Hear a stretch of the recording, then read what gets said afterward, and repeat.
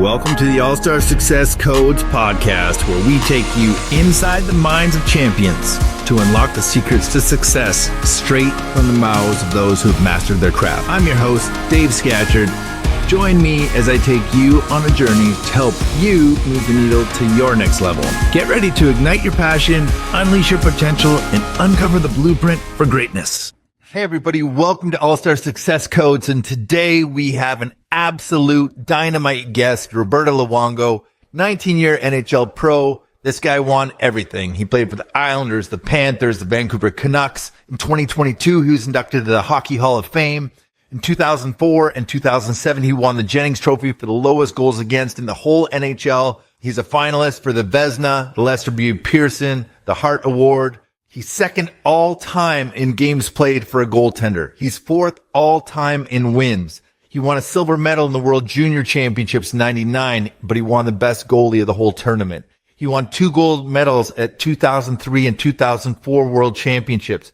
He won the 2004 World Cup championship. He appeared in 2006 Winter Olympics, 2010 Winter Olympics, 2014 Winter Olympics, winning gold as a starting goalie in 2010 and as a backup goalie in 2014 with Team Canada. Roberto Luongo is not only an absolute all-star, but this guy knows how to win. He knows how to win at life. He's one of the best guys you'll ever meet. And I'm so honored that he joined our podcast. And buckle up. This is going to be an amazing interview, and I can't wait for you guys to hear it. So I got to play with Roberto in New York, and I knew him from Vancouver. And, when somebody's your teammate, it's pretty special when you get to interview them because you kind of know some of the answers already. So one of the things I was excited about to get to Roberto at the beginning was what was life like for him growing up, in Montreal in Canada, being a young athlete, playing hockey. And this is kind of what he had to say. Yeah, I was born in Montreal. I lived in St. Leonard, which is like a little Italian community on the east end of Montreal. And my dad was born in Italy. My mom is Italian, but she was born in Canada. Her parents were born in Italy. So growing up, I was, in that Italian family upbringing and, very strict, things like that. And of course, my dad was into soccer a lot and would watch soccer every Sunday with him on TV. And growing up, loving soccer, and I started out actually playing soccer as a kid, in the backyard with him and with some friends in the neighborhood. And of course, as you get a little bit older, you start to get more curious. And hockey is a big part of the heritage up in Canada and Montreal, of course, with the Montreal Canadiens there. So you get to see it on TV, and it's a very similar sport, with ball and trying to score on a net and a goalie and all that kind of stuff. So it was very similar, and I really got into it, just by watching it on TV. And as I started, school and 5-6 years old, I was into really both sports, but I was not playing for in any teams or anything like that. It was just with friends on the street or in the backyard or at the park. So naturally, I wanted to know what minor hockey was like as a little guy for him in Montreal. Well, I would play street hockey every day, from 5 years old all the way to about obviously my teenage years. But I didn't start playing for a team till I was 8 years old, which is pretty late, considering. And I remember my first day tryouts. I was a forward, of course, and I couldn't skate, and every other kid in the tryout was able to skate. I couldn't even stand on my 2 feet, so that was a tough day. My parents, my mom was crying in the stands, looking at me, falling over the place. So it was tough, but I never taken any lessons before, and like I said, I would only play street hockey, so I had no idea what I was doing on skates and how hard it would be. And it took a while. It took a full year to kind of get my balance going and stuff like that. But just moving away from that story a little bit, the reason I wanted to be a goalie in the first place, because when I would play street hockey, all the kids in my neighborhood were older than me, and just watching hockey on TV, the position is the one that fascinated me the most. And I found it spectacular watching goalies make glove saves, and that's what really got me excited. And so I would always play goal in street hockey. But when my parents signed me up for ice hockey, I want to be a goalie. My parents are like, no, we want you to get some exercise. We want you to skate around. We don't want you to just stand there in front of them and do nothing. So I kind of was a little bit disappointed with that, but I was like, okay, I loved hockey anyway. It didn't matter really. And so I was a forward for my first 3 years. Oh, you don't become a goalie until you're 11, is that correct? Yeah. So this is a story that I want to hear. And I think I read that you had a shutout your game or something like that. So I'd like to hear that story, but I'd also like to hear, I guess we're getting a little background because I played as a street hockey goalie, but at 11 years old, you start goalie, and then 6 years old later, you're drafted in the first round as a goalie, 4th overall. That's an amazing story. I want to know what you think got you there that quickly as a goalie. Well, first of all, when I was 11 years old, I didn't start the year as a goalie. I was a forward still. And what happened was, it was the beginning of the year. I can't even remember exactly the time frame, but our goalie for the team, he was sick and he wasn't there that game. So I went up to the stands. I was like, Mom, please, can I just, like, for this one game, like, can I just try it, whatever. And she's like, all right, well, she gave in finally. So I played and I got a shutout, and that was it. I mean, just never went back. I was like, that was it.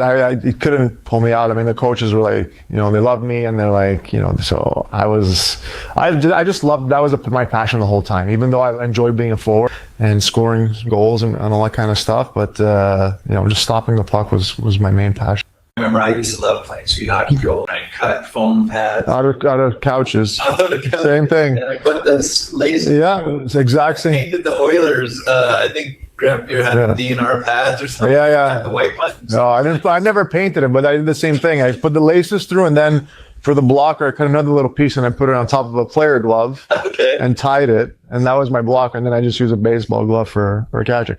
So it was pretty. Those were some of my. I get goosebumps when I was thinking about it, because those are some of my favorite memories of hockey. It's just Mom would be constant for dinner and have to we wouldn't even stop and just keep playing. Well, I mean, it wasn't. They weren't too happy when they'd come home and there was a big piece of the couch missing. But I'm just kidding.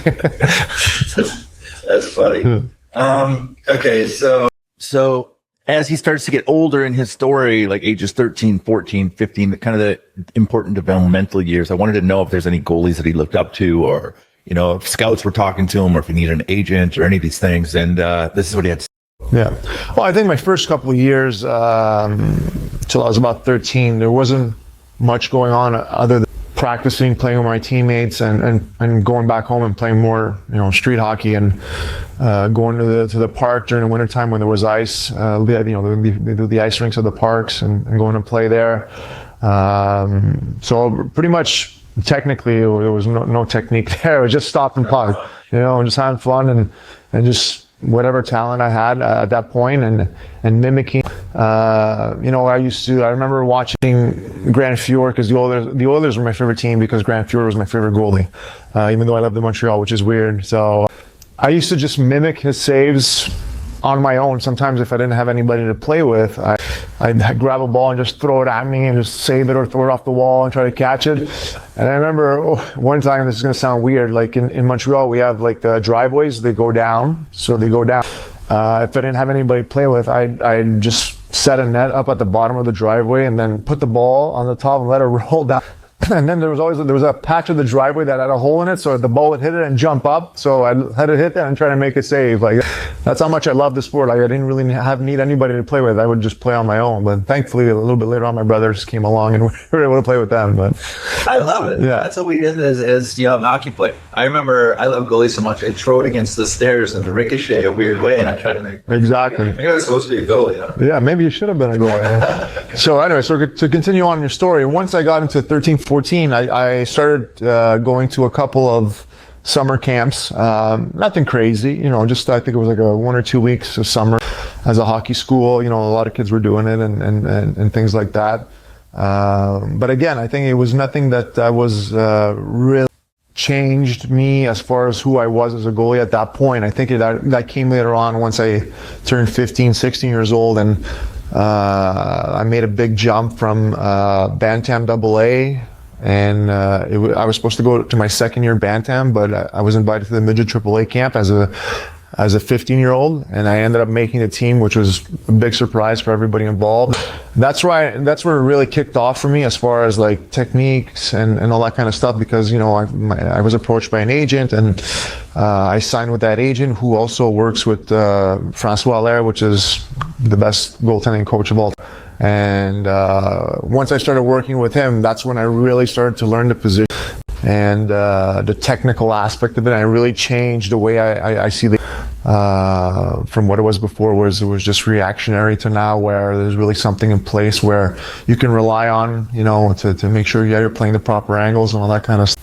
Bring the percentages. It was a game, and I remember the first thing that I remember him teaching me was that 90% of the shots are along the ice. So if in a butterfly and covering the bottom of the ice, you're already starting off with an advantage over everybody, and just from that point on, just build it.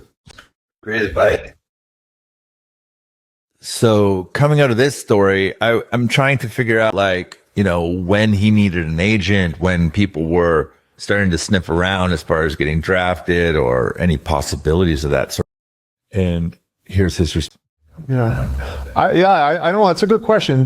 Like you said, for us, it was kind of like a blur, like that 15 years old, 16 years old, that happened. Everything was happening so quick. And, once I had made the team, the midget AAA team, we were all happy and stuff. I think it might have been halfway through the season where my agent at the time approached my parents and kind of like surprised, like they're like, "Oh, your son, he's gonna get ready, he's gonna leave home." And my parents were like, "What are you talking about?" So once I was approached by him, we just obviously took a step back, and we decided, like, we're not going to rush into it. We wanted to make sure that even though he was the first agent that approached us, his name was Gilles Lupien. We wanted to make sure we interviewed a couple other ones, because we wanted to make the right decision for myself and for my career. And afterwards, we interviewed a couple more, but we ended up going back to the first one, because he's the one that showed the original interest, that had the best things to offer, which was Francois Allaire. They worked together, and I was able to attend his camp.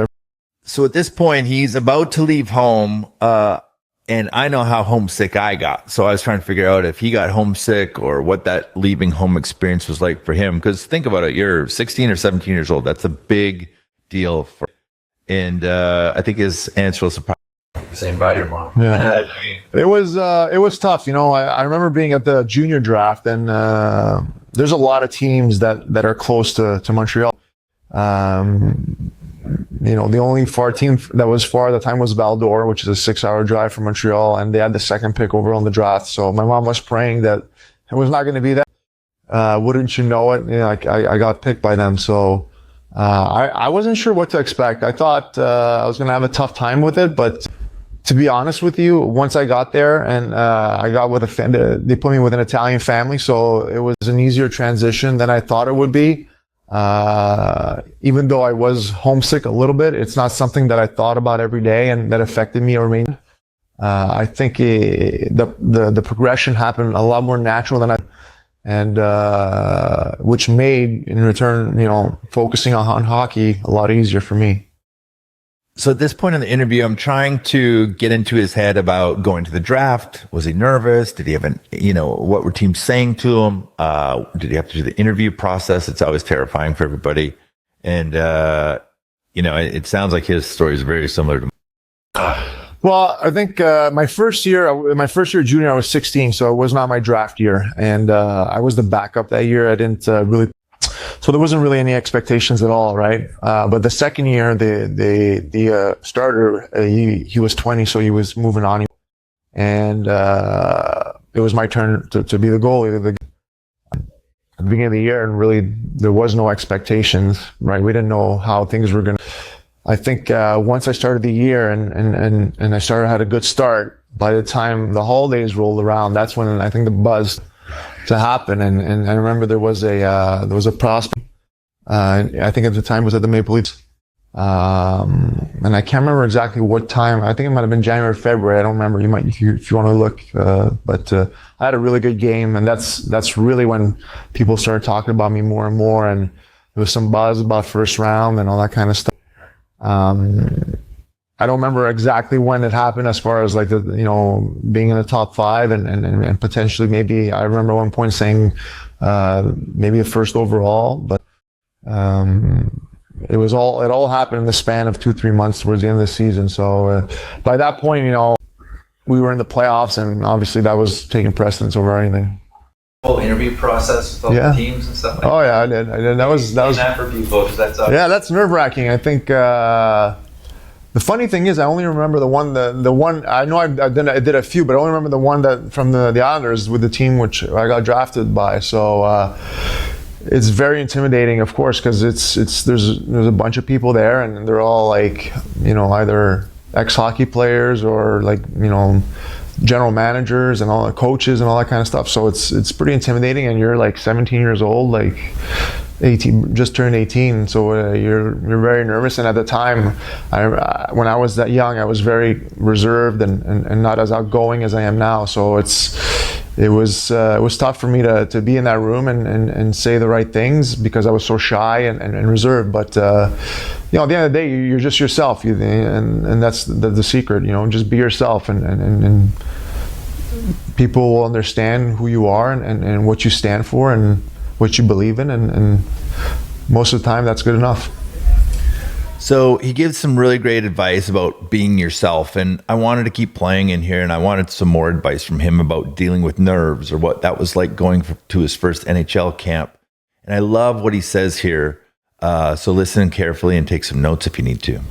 Well, obviously, of course, it was exciting. It was nerve-wracking. I mean, this was a dream coming true, right? To be a part of an NHL team and going on the ice and practice with NHL players and play some exhibition games with NHL guys. And I think the best piece of advice I could give is, and it still holds true to myself to this day, is whenever you're nervous about something and you're scared, you always have to remember to enjoy the moment, because that's what it's all about, right? That's where, as a kid, you're growing up dreaming to be in these moments, and you don't want to waste that by just being scared and too nervous about it. You want to make sure that even though butterflies are good, they're good because they get you going. You always want to make sure that you're enjoying the moment.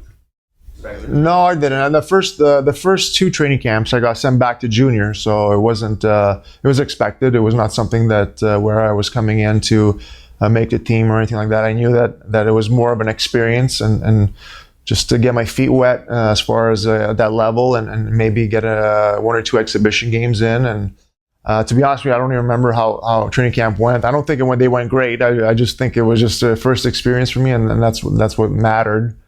So 18, I got sent back to junior for the season. 19 years old, the same thing.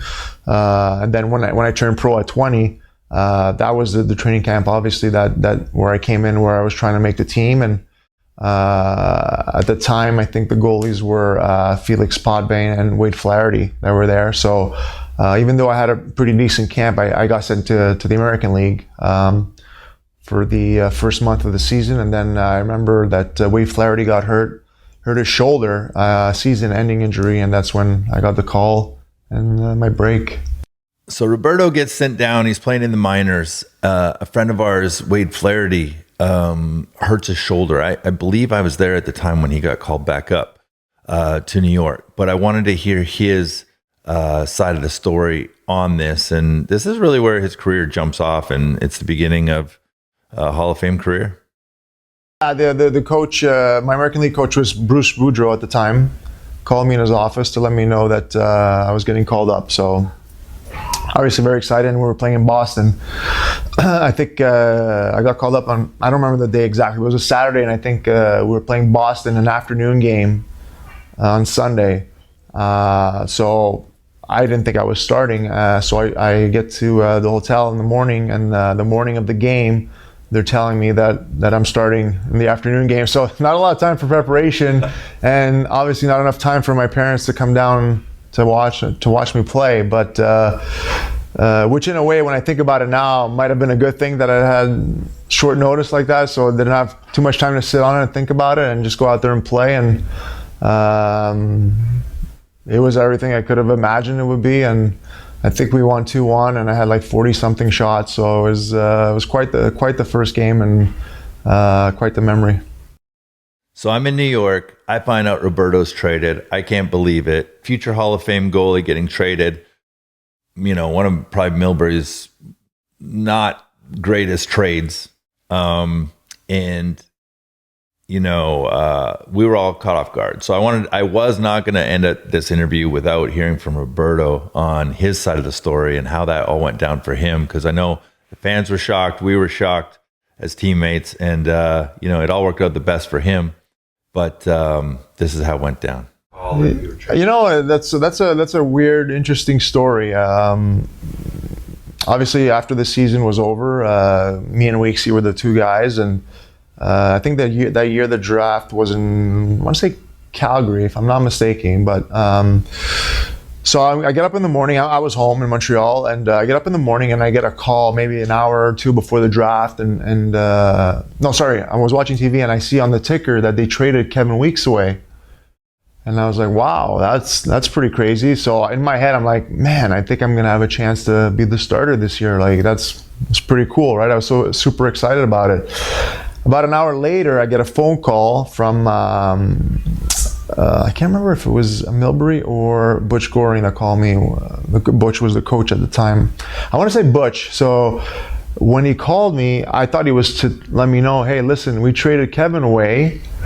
You're going to be the guy. So I was like, hey, Butch, what's up? What's going on? And the next thing you know, he's telling me that they traded me to Florida. And I was like, I didn't understand, like, why, what happened? Like, why, like, that was my first year with the team.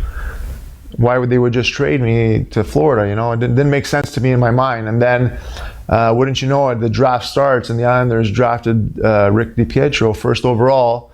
And Mike Milbury was on TV saying they wanted a goalie that could handle the puck and play the puck behind the net and all that kind of stuff. So, which was something that I wasn't very good at the time, which I'm still not great at, but I'm, you know, okay now. But so I was like really upset about it. I mean, you know, it was upsetting because I didn't feel like I got a fair shot to, you know, to prove who I was as a goalie in the NHL and before getting traded. And you know, you never want to get traded, especially at that age. You don't understand like how things work like that. But obviously, I was excited to be a part of a new team and to be going to Florida and starting a new chapter. Even though I thought that my original chapter was not closed.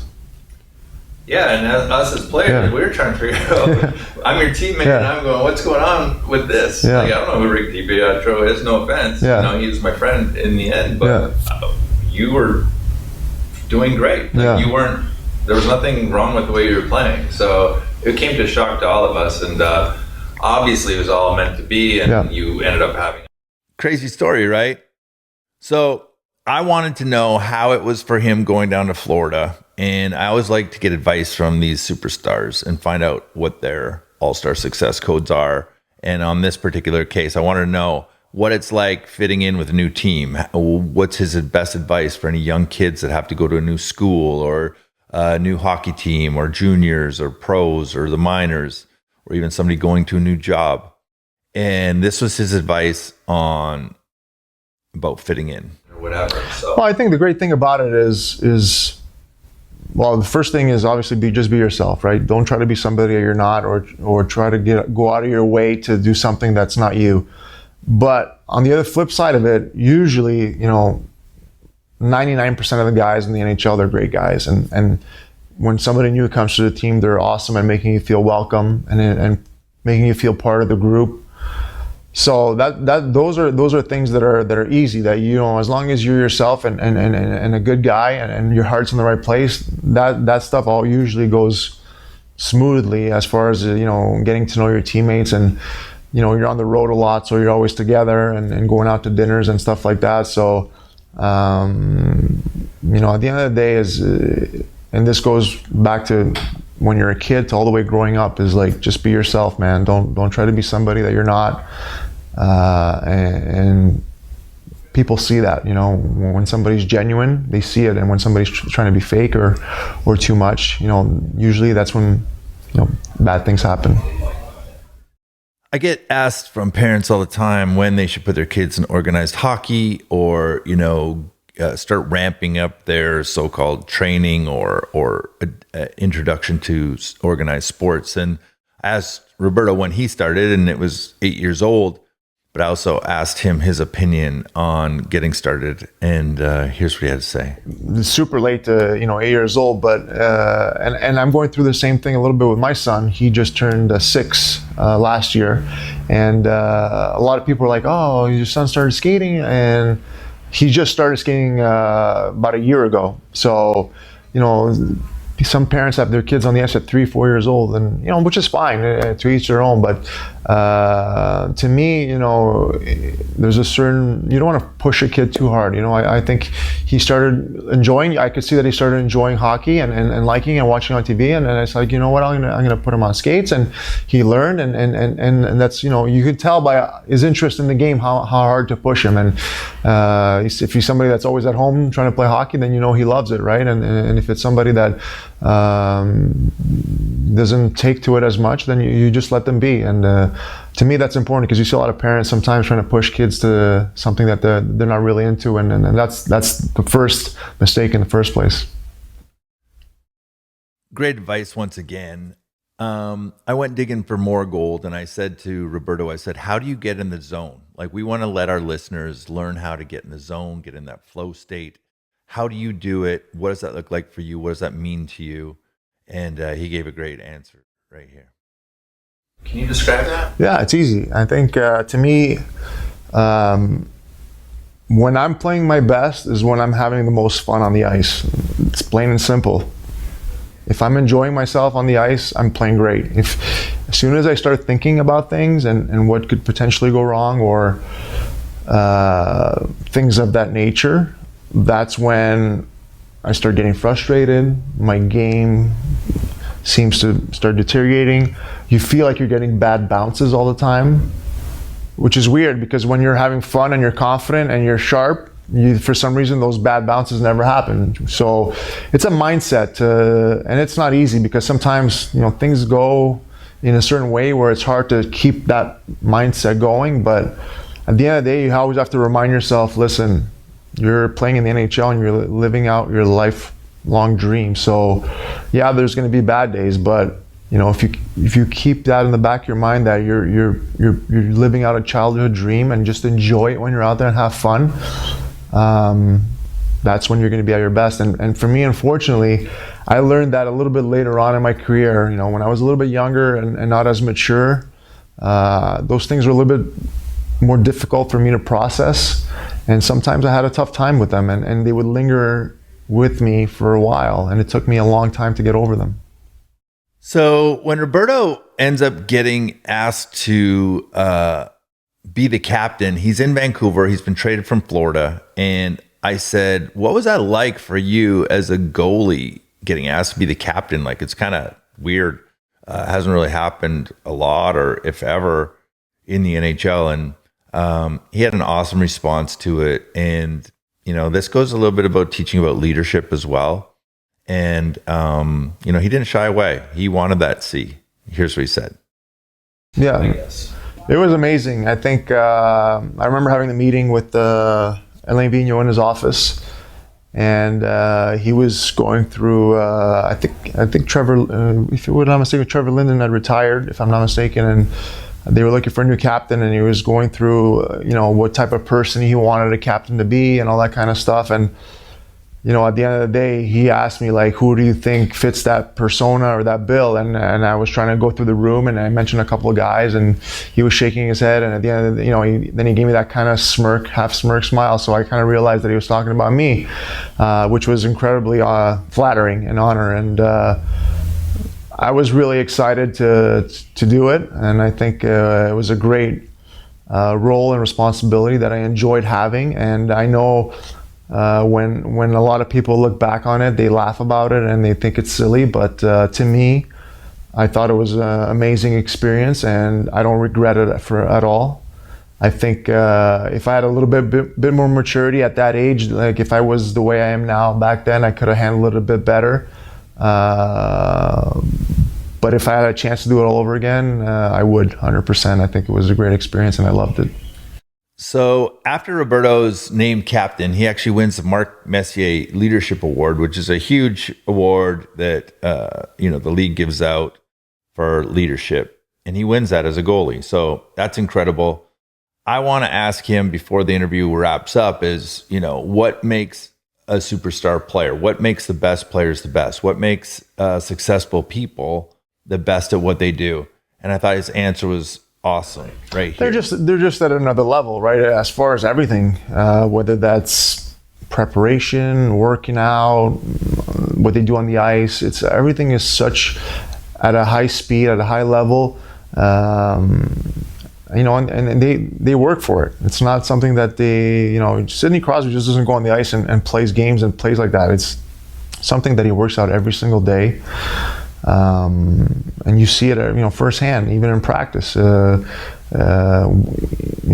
Practice every day for a whole year, but when you're on the ice, he's giving it his all. He's not going half speed. He's going full out, and that's the way that it translates into a game, and that's how you improve yourself as a player. And I'm a firm believer that the more work you put into practice, the better player you become, and the better you perform when real life situations occur.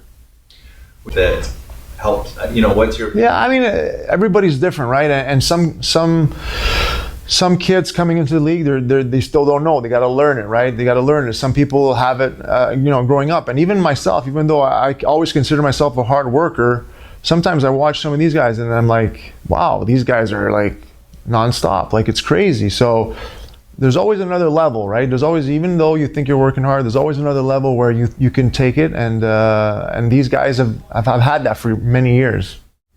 Awesome. Yeah. Do you ever think that you'd play 1,000? No. I never thought about that before. Like, it's crazy, like all the stuff that's around the corner as far as like accomplishments and the all-time leaderboards and stuff. But the funny thing is like I don't really want to pay attention to it because that's not what I care about. I care about like getting in the playoffs and playing playoff games and trying to make another run at a Stanley Cup. I mean, that's why I play the game, right? And all those other stuffs are great and they're awesome. And once my career is over, they're going to be great to look at and realize that it was quite a career. But, for me, the ultimate goal is obviously to win a cup and be part of the playoffs, which is the most exciting type of hockey that there is. Awesome. So, what does it take to make the NHL? Be a superstar? Well, it takes a lot of things. I think obviously you need talent, right? That's the first thing, but if you just have talent alone, it's not going to be enough. So with the talent, you need the work ethic. And with all that, you have to be lucky and you have to catch the right coach's eye at the right time. Because if I look back, when I was a kid, if one of those coaches didn't have confidence in me, I probably wouldn't be in the NHL, right? And I'm grateful to them to have the confidence in me and to have chosen me for those teams, whether that was Pee Wee AA or Bantam AA, and then when I made the jump to Midget AAA. Those three coaches right there, if they didn't have the confidence or see something in me at that time, I probably wouldn't be here. So, you do have to have a little bit of luck and catch the right person's eye at the right time, because there's a lot of talented kids out there that work just as hard as we do, but they never have a chance to make it because they don't catch that break. So I hope you enjoyed that amazing interview with Roberto. And even though we filmed it a few years ago, Roberto ended up hitting his goals of winning a Stanley Cup. He won it as a member of the Florida Panthers in a special advisor role post-career. So he's got all the gold medals. He's got the World Championships. He's got the World Cups. He's got the lowest goals against average, the Jennings trophies. He's got all the things. Then he gets the Stanley Cup at the end as a special advisor to the general manager, which is amazing. So thank you, Roberto, for this incredible interview. I hope you guys all liked it. If you have any questions or anything, let me know in the comments, and I'll see if I can answer those. Make sure you like and subscribe for more videos like this. And once again, thank you for enjoying the All-Star Success Codes podcast and the All-Star Coaching YouTube channel. Like and subscribe on both of those, and we got lots more content just like this for you. Have an incredible day, and I'll talk to you guys soon. Bye. We hope you enjoyed diving into the minds of these champions and uncovering their secrets to their success. If you're looking to create your own bulletproof mindset like me and our guest, head on over to allstarcoaching.com and sign up for our free, brand new, on-demand class. Until next time, stay inspired, stay determined, and keep chasing your dreams.